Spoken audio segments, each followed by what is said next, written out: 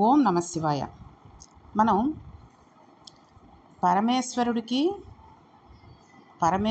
కుటుంబానికి గల వాహనాలని వాటికి ఎటువంటి గొడవలు లేకుండా ఎంతో అన్యోన్యంగా ఉంటాయని, అలాగే ఏ పొలంలోనైనా రైతు పాము మీద కాలు వేస్తే పాము ఉందని భయపడి దాన్ని చంపినది రైతు అయినప్పటికీ ఆ రైతు పండించినటువంటి అన్నం తిన్నందుకు మనకి కూడా ఏమైనా పాపం తగులుతుందేమో, అటువంటి పాపాన్ని ఏమీ ఇవ్వకు అని పరమేశ్వరుడికి దండం పెట్టుకుంటూ నాగుల చవితి నాడు సుబ్రహ్మణ్యేశ్వర స్వామికి మనం పుట్ట దగ్గరికి వెళ్ళి పూజ అది చేసుకుంటాము అని చెప్పి తెలుసుకున్నాం. అంతర్బహిస్థిత తత్సరం వ్యాప్య నారాయణ స్థిత. ఏ ప్రాణికి చిన్న కష్టం కలిగినా తట్టుకోలేని హృదయాన్ని వేదం మమ్మల్ని అలా సంస్కరించిందని మనుష్య జన్మ సార్థకతను ఆవిష్కరించుకోవాలి. నాగుల చవితి రోజే కాదు, మిగిలిన రోజుల్లో కూడా మనం ప్రతి ప్రాణి యందు ఆ రకమైన చక్కటి భావాన్ని కలిగి ఉండాలి.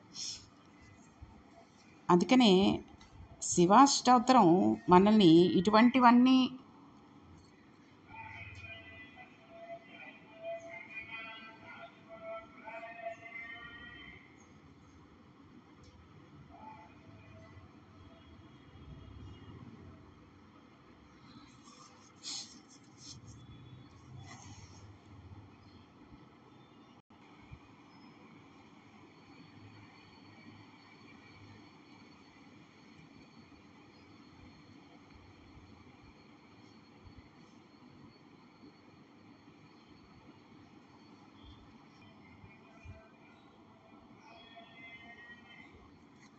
మనస్సుతో ఏం చేస్తున్నాడో ఆయన చెప్పేయగలడు. అంతే కదండి. మన మనస్సులో ఏం ఊహించుకుంటున్నామో ఆయనకే తెలుస్తుంది.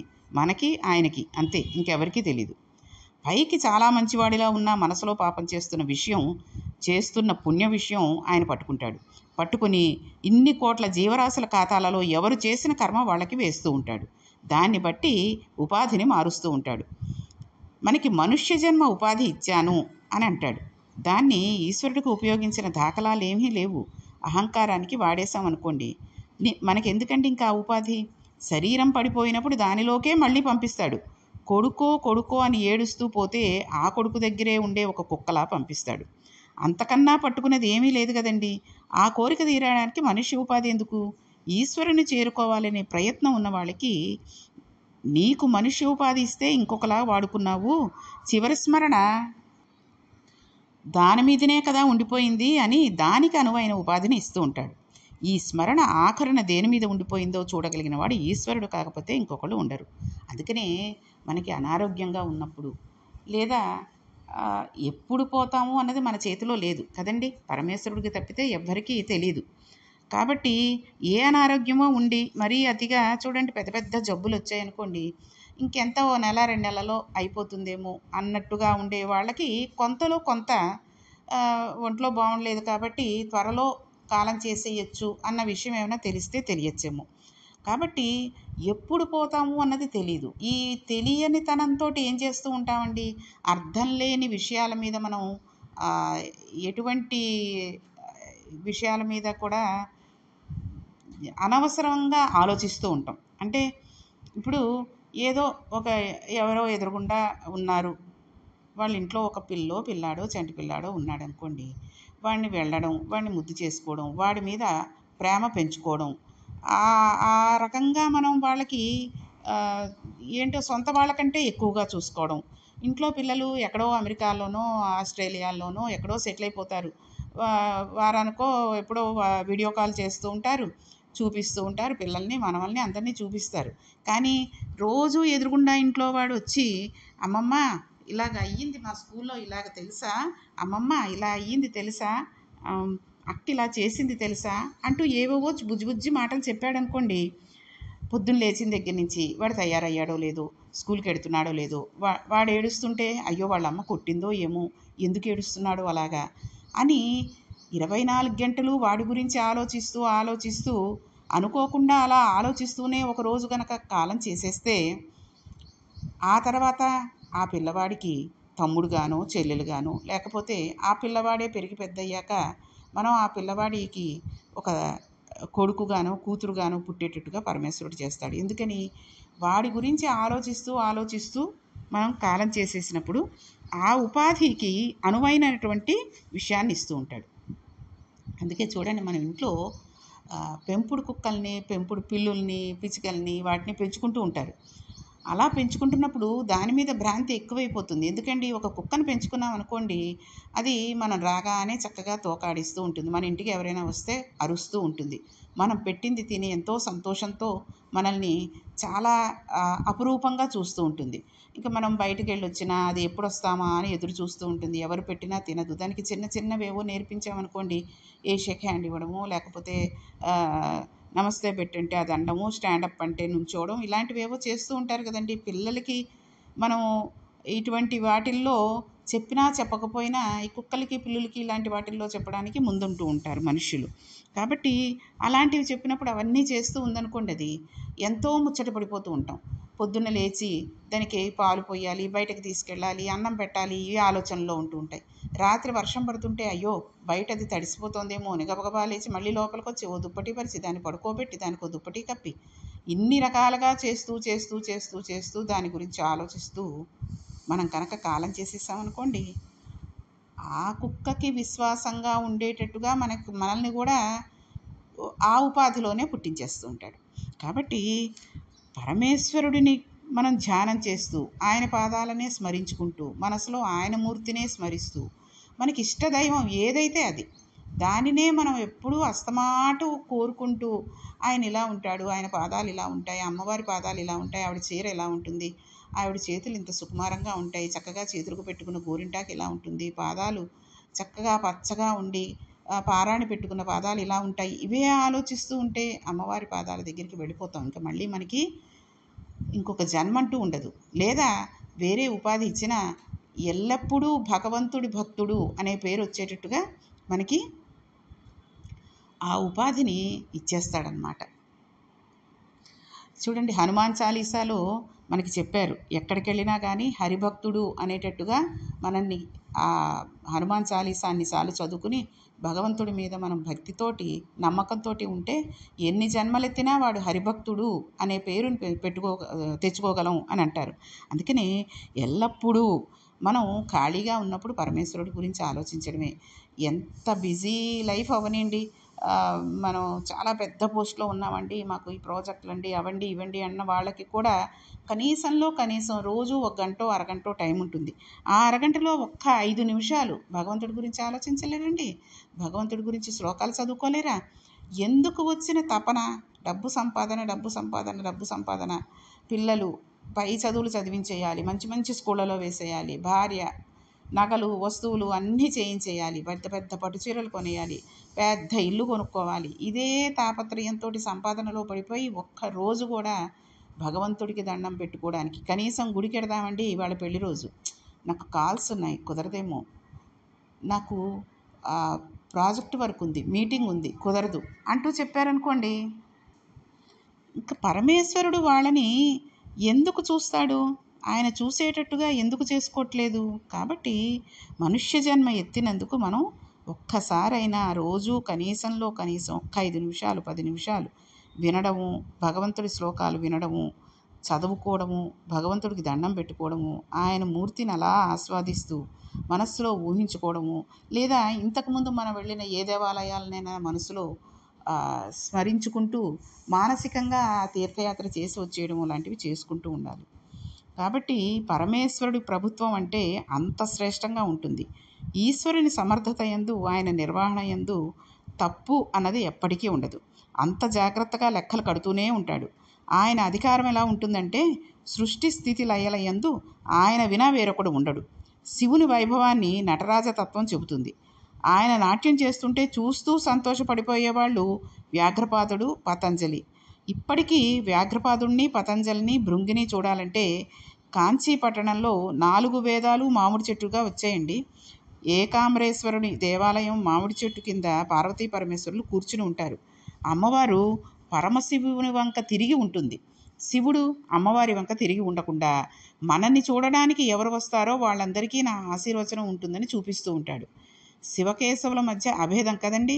ఆ స్థితిలో వారిని, అంటే పార్వతీ పరమేశ్వరుల్ని వారి మధ్య సుబ్రహ్మణ్యుడు, అమ్మవారి అన్నగారు నారాయణుడు, ఎప్పుడూ వారికి దూరంగా ఉండడు. ఎదురుగుండా గోడ మీద శ్రీ మహావిష్ణువు ఉంటాడు.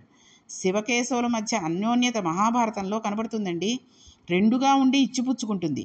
ఏ భేదమూ కనబడదు. ఒకటే రెండుగా ఒక ప్రమిదలో రెండు ఒత్తులుగా వెలుగుతూ ఉంటారు. కనబడుతూ ఉంటుంది జ్యోతి కింద. వాళ్ళు అలా వెలుగుతూనే ఉంటారు. రెండుగా ఉన్న ఒక్క జ్యోతి. కాంచీపురంలో ఏకాంబరేశ్వరుని పల్లకి వచ్చి అక్కడ నిలబడుతుంది. అక్కడ కనబడతాడు భృంగి 3 పాదాలతో. శంకర భగవత్పాదులు అంటారు శివానందలహరిలో, భృంగి ఇచ్చా నటనోత్కట కరిమదగ్రాహి స్ఫురన్మాధవ హ్లాదోనాదయతో మహాసితవపు పంచేషుణా చాధృత సత్పక్షస్సు మనోవనేషు సపు నస్సాక్షాన్మదీయే మనో రాజీవే భ్రమరాదిపో విహరతం శ్రీశైలవాసీ విభు. నటరాజస్వామిగా ఆయన తన ప్రభుత్వాన్ని మనకు చూపిస్తాడు. నటరాజు అంటే కదులుతున్నవాడు. నటరాజు శివతత్వానికే భిన్నం. శివుడంటే తనలో తాను రమించేవాడు, కదలడు. కూర్చుని ఆత్మానందాన్ని అనుభవిస్తూ ఉంటాడు. కదిలిపోయేవాడు తనలో తాను ఏమనుభవిస్తాడండి? అలా ఉండవలసిన వాడు చిదంబరంలో నటరాజుగా కదిలిపోతూ ఉంటాడు. పరిపాలన చేసేవాడు కళ్ళు మూసుకుని తనలో తాను అనుభవిస్తే పరిపాలన ఎలా చేస్తాడు? లోకాన్ని పాలించే విష్ణువు రంగనాథుడిగా పడుకుని ఉంటాడు. ఆ తత్వం ఏమిటండి? తనలో తాను రమించవలసిన వాడు నటరాజుగా నాట్యం చేయడం, పరిపాలించవలసిన విష్ణువు పడుకుని ఉండడం. ఆ తత్వాన్ని పరిశీలన చేస్తే శివకేశవుల వైభవం మనకు అర్థమవుతుంది. కంటితో చూసి పరిపాలించడం కాకుండా లోపలి కంటితో లోపల పరిశీలిస్తూ పడుకుని ఉంటాడు ఆయన. ఆయన పరిపాలన అలా ఉంటుంది. నటరాజుగా ఉండి శివుడు చేసే నాట్యం, ఒక చేతిలో అగ్నిహోత్రం పట్టుకుని ఉంటాడు, చిరునవ్వు నవ్వుతూ ఉంటాడు. అంత నాట్యం చేస్తున్నప్పుడు అంత చిరునవ్వు చాలా కష్టం కదండి. నాట్యం చేస్తున్నప్పుడు నవ్వుతూ ఎలా చేస్తారు? పాట పాడుతూ నవ్వుతూ పాడండి అంటే ఎలా పాడతారు? పాడలేరు. అందుకే వైభవాలు చూడాలి అంటే కాంచీపురంలోనే చూడాలి. కైలాసనాథ దేవాలయం పక్కనే ఒక గది ఉంటుంది, తలుపు వేసి. అర్చకుల్ని బతిమాలితే తలుపు తీస్తారు. అక్కడ ఊర్ధతాండవమూర్తి అంటారు. అక్కడ నీరాజనం ఇవ్వమని అడిగితే ఇస్తారు. ఆయనకి నీరాజనం ఇస్తున్నప్పుడు ప్రమద పైకి ఎత్తి హారతి నోటిదాకా పైకి చూపితే చిరునవ్వు, ఇంకొంచెం హారతి పైకి ఎత్తితే రుద్రమూర్తి కనపడతారు. చాలా కోపంగా ఉంటాడు ఆయన. అలా అంత కోపంగా ఉన్నాడేమిటని మనం చూడగానే ఉలిక్కి పడిపోతామండి. మళ్ళీ హారతి కిందకి దింపితే చిరునవ్వుతో కనబడతాడు. నటరాజు ఒక చేత్తో అగ్నిహోత్రం, ముఖం చిరునవ్వు నవ్వుతూ ఉంటుంది. ఒక చేత్తో ఢమరకం పట్టుకుని ఉంటాడు. ఏమిటా విలాసం అంటే ఢమరక శబ్దం ఆకాశగుణకం.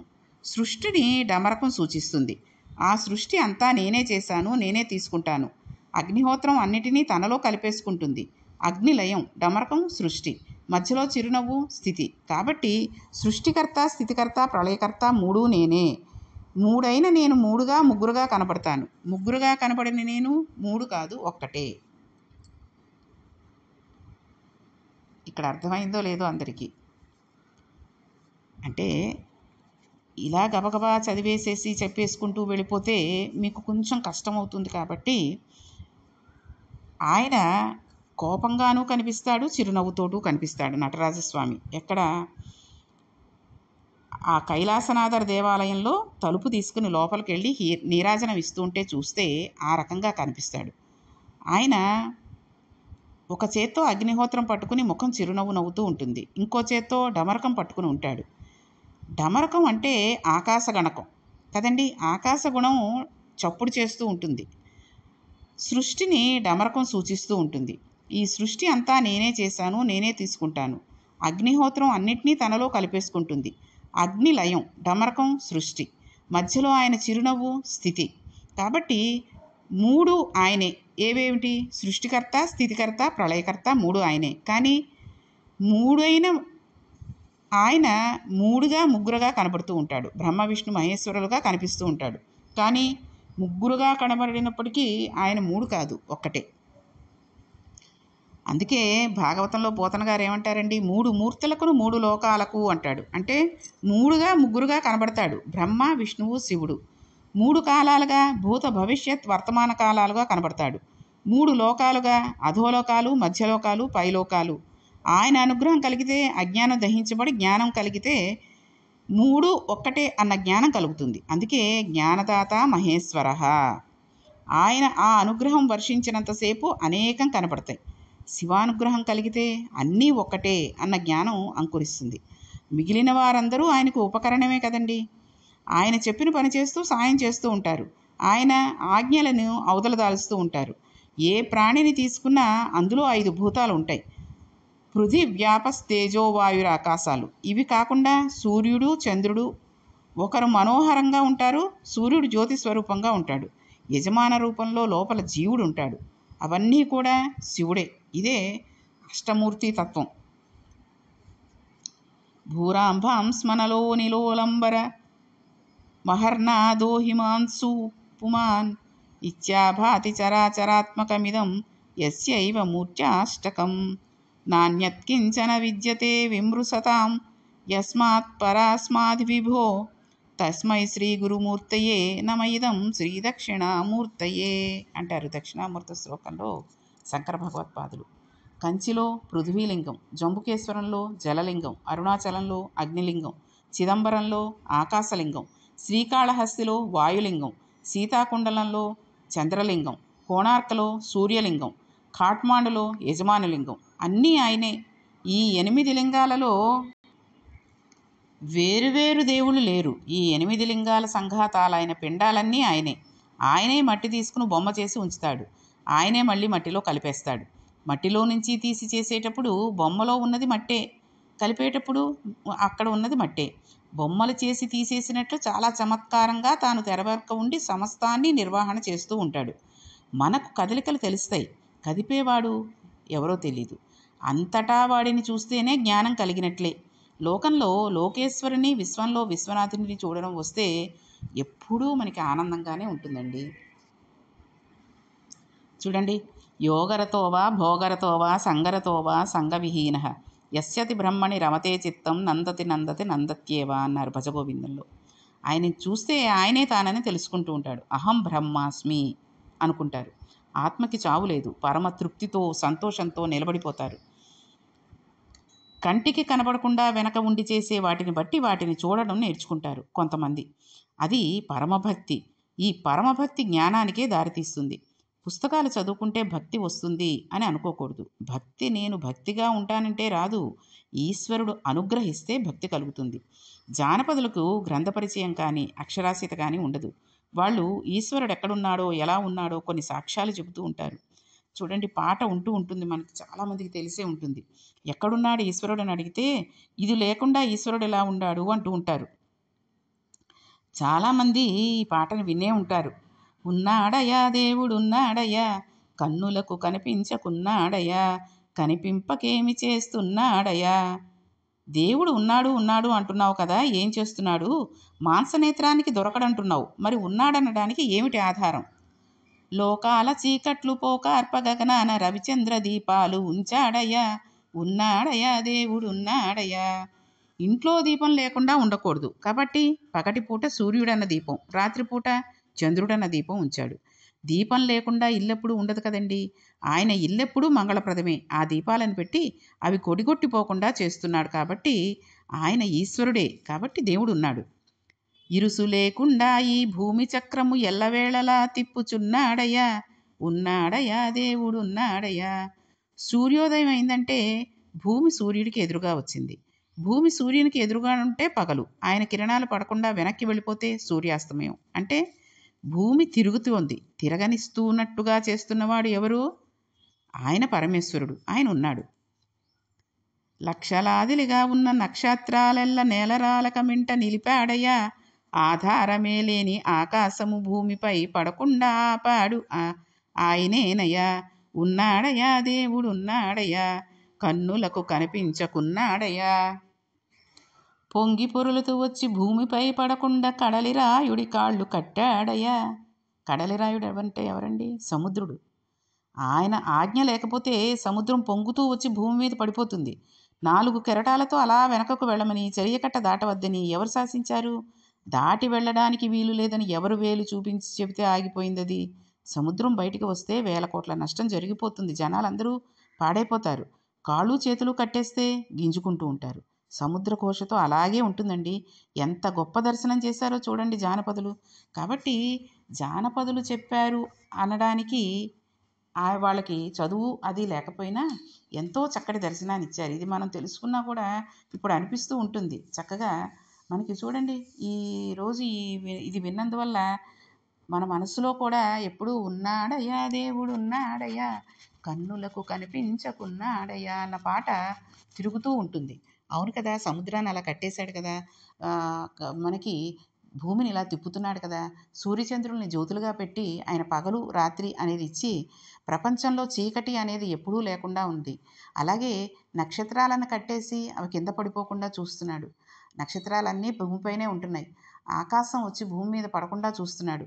కాబట్టి పరమేశ్వరుడు ఉన్నాడు. ఇవన్నీ చేస్తున్నవాడు ఎవరో ఒకళ్ళు ఉన్నారు. ఆయనే పరబ్రహ్మ, ఈశ్వరుడు అని మనం తెలుసుకునేటట్టుగా ఈ పాట ఉంటుంది. కాబట్టి ఇంకొన్ని విషయాలు మహేశ్వర అనే శబ్దానికి ఇంకా విశదీకరించి అర్థాన్ని మనం తెలుసుకుందాం. ఓం నమః పార్వతీపతియే హర హర మహాదేవ శంభో శంకర.